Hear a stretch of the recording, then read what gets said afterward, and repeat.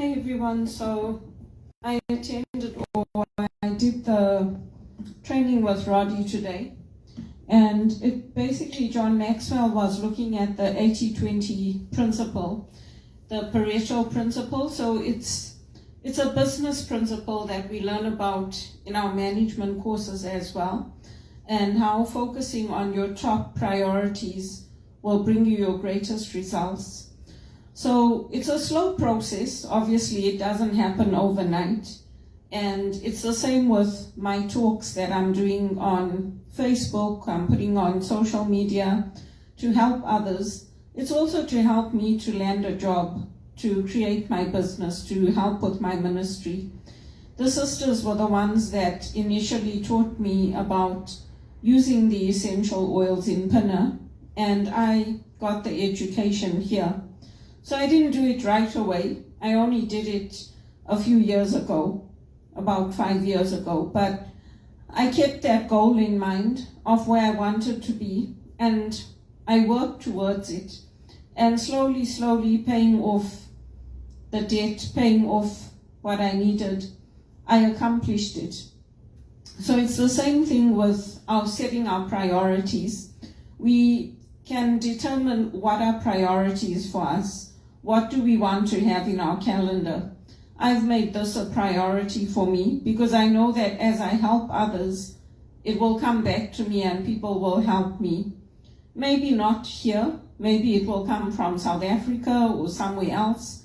I don't know. I know that even with the tennis, when I went to the tennis, a lot of the tennis players there knew who I was. Belinda Bencic knows who I am. Casper Ruud knows who I am, because they saw me following Roger Federer, they saw me following Rafa, they saw my comments for them, they saw all the hearts I used to put for Roger. So a lot of the tennis players know me, including our Canadian tennis players. And it's it's unexpected, but it's nice to get that acknowledgement when you go out, you're watching them play, and they recognize you and they give you a nice smile. It makes a difference. So that's why I'm saying we can't give up. We have to keep doing what we're doing and putting out the good things and trusting that the Lord will bring those things to fruition. I don't have a college. I'm not part of any ministry team where I have the opportunity to speak or to go out and travel. So that's why I'm doing these videos, because then people can follow me and then they can do it. And that includes for your healing, for healing yourself and building up your resilience and your resistance. That's a way to do it. So, Canada falls under the monarchy. For me, it is a bit of a conflict because I came here from a republic. We fought for independence and all that from Britain, and now I'm under Britain again. So, but it is what it is. I enjoyed Britain. I loved it there. I enjoyed my time there. It's a different government. It's a different way that things are run. So in our churches in Zimbabwe, we don't have the flag inside the church, and rightly so, because our allegiance is not to the country first, it's to God first. So we don't have the national flag inside our churches. We don't have them on our grounds. The church is God's space. And so for me, coming here from Zimbabwe, it was kind of jarring. I had to get used to it. And I had to ask people, why do you put that Canadian flag inside the church? You don't just have it outside, but you have it inside as well. And they said, oh no, it's just a way to, show support that we are under the government as well. I think for me it was a bit jarring because in the communist countries, like in China, that's one of the things that they insist on having that communist flag inside the church. So that's why it was a bit unnerving for me. It created some tension in me. But you get used to things over time. And so talking about priorities and my essential oils, I wanted to share a little bit about how I use my essential oils. So yesterday, when I made up my oil for my full body massage, I used 15 milliliters of fractionated coconut oil, lavender, frankincense, kateri, rosemary, and peppermint. And for today, I didn't use that much. I just used 5 milliliters. I put in yesterday 3 drops of lavender, 2 of frankincense, 1 of rosemary, and 1 of peppermint. And for today's, with the 5 milliliters of fractionated coconut oil, I put in 2 drops of frankincense, 1 of rosemary, 1 of lavender, and 1 of geranium, 1 of peppermint. So frankincense is my base note, geranium is a middle and base note, peppermint is a top note, and then rosemary and lavender are middle notes. So I have all the notes in there. We call them notes because that's how we measure where they are. So for your base note, frankincense is a resin, and then lavender is the flowers, and rosemary the leaves. Geranium, we use the petals, and peppermint. So that's how we do it. And why did I choose those oils for myself? Because in helping myself, I wanted oils that are good for detox, but also good for lifting my spirits and for grief, and also to balance my body. So yesterday I did a full body massage. Today I only did the nape of my neck, the back of my neck. I did the shoulder area, so you rub around the shoulders and go up the back.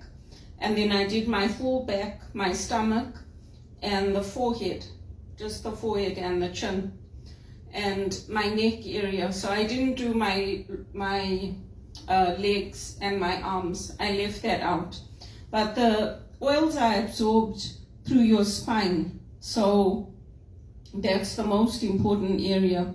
From the spine, it goes into the bloodstream, and then you feel the effects. Within a few hours, you start feeling it. If you sniff the oils, you get a sense of what impact they're going to have on your body. So with the frankincense and geranium, frankincense I used, it's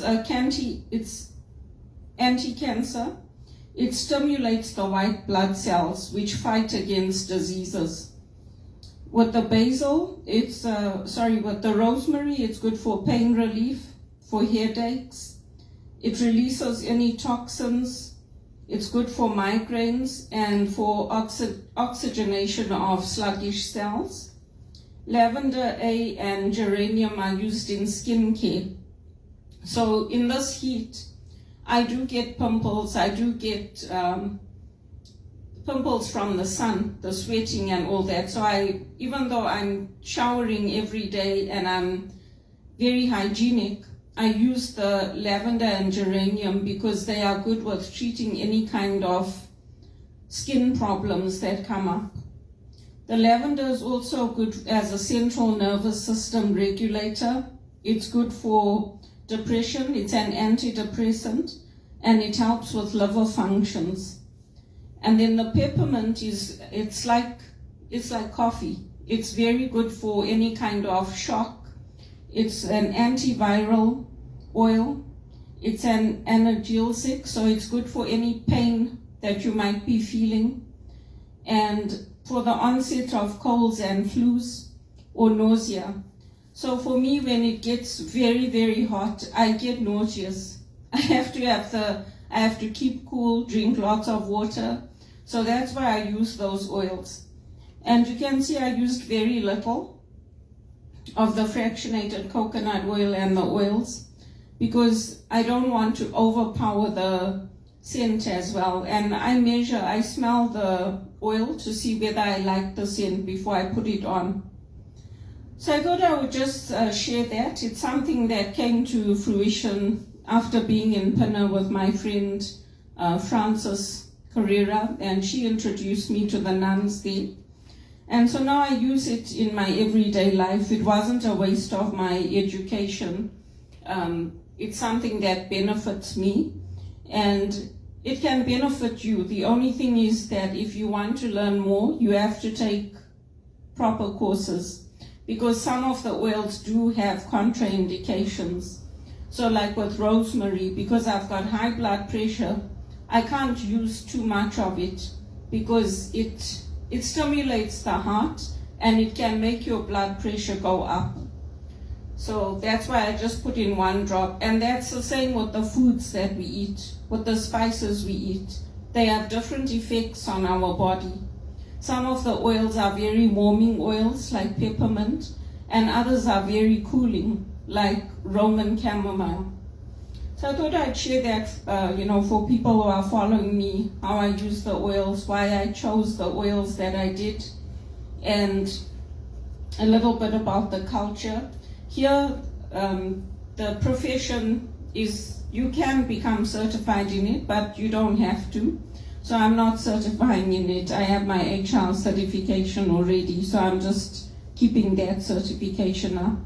But it complements my spiritual direction, it complements my HR work, it complements what I do.